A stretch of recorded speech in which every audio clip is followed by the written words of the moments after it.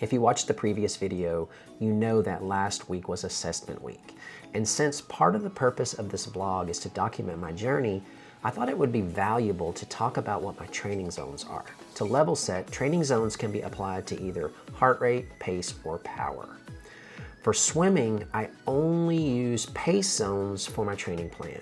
And it's usually zone 2 or zone 4, but I sometimes have a zone 1 as a recovery swim or zone 6 as an all-out effort.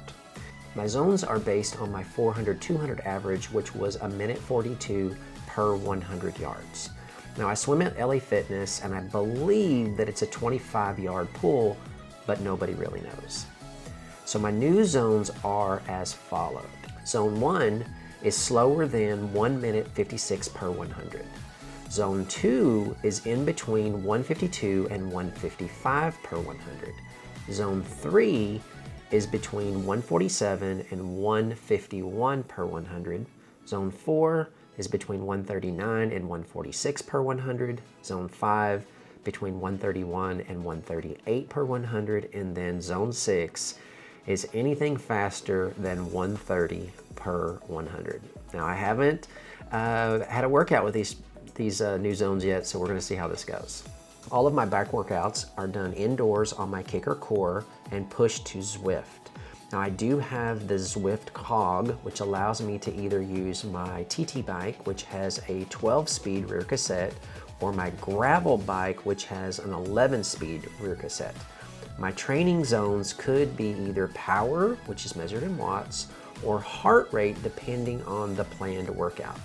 My 20-minute FTP was 214 watts with an average heart rate of 142 beats per minute. So my new bike zones are as followed. Zone 1 is in between 107 and 130 watts.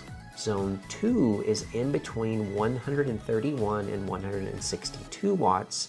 Zone 3 is in between 163 and 194 watts. Zone 4 is in between 195 and 226 watts. Zone 5 is in between 227 and 259 watts. And Zone 6 is anything more than 260 watts.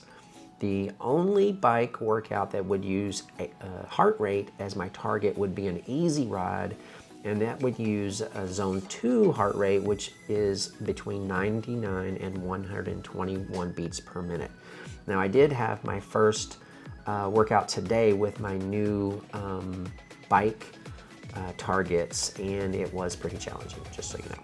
And then there is the run. So my recent 5K is where I showed the most improvement over my last assessment. So my target zones changed the most. I ran the 5K right at 25 minutes. And again, my run workouts could be either pace or heart rate depending on the plan, with longer runs being heart rate based and speed workouts using pace as my target. So my new run targets are as followed. Zone 1 is in between 11 minutes 12 seconds and 13 minute 5 seconds per mile. Zone 2 is between 9:48 and 11:11 minutes per mile. Zone 3 is between 8:44 and 9:47 minutes per mile.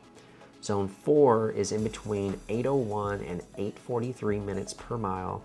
Zone 5 is in between 7:26 and 8 minutes per mile. And then Zone 6 is anything faster than a 7:25 minute per mile. With my Zone 2 heart rate zone being between 94 and 122 beats per minute, which honestly is going to be the hardest zone to stay in. I actually had a hour and a half on the bike, and then I had a 20-minute Zone 2 heart rate, and I had to stop several times to walk, because keeping my heart rate below 122 is going to be a real challenge. Now, even though I have decided not to race 70.3 Haines City in December, and we are officially in the off season, I will still swim, bike, and run every week. I will be adding in some strength work, and who knows, maybe I'll take my own advice and use this time to work on running drills. So thanks for sticking around. Thanks for following the journey, and we'll see you next time.